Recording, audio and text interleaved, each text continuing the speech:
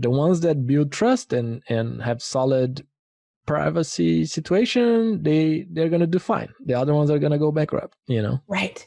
So it's interesting because that connects perfectly with, I think if you look at, let's just say, especially on the cattle side of animal protein, that a lot of producers are resistant to individual animal identification, and they're resistant to the idea of that information flowing through the supply chain. Concerned about, what government does with that information, concerned about what private companies do with that information. Because the US is a little bit further behind than some other regions, like Australia, for example, where they have a national animal identification scheme set up, they kind of look at the US and they say, you guys are missing out on the industry benefits of these types of programs because you're so worried about what happens with your individual data.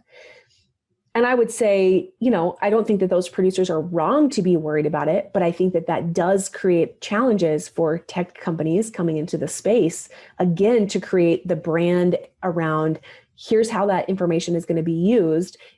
What are the commitments we're putting in place? What are the guardrails we're putting in place? How do we give the producer value through this technology solution? But how do we also address their concerns? Because without addressing those concerns, we're not going to have adoption. So again, listening to your market, right?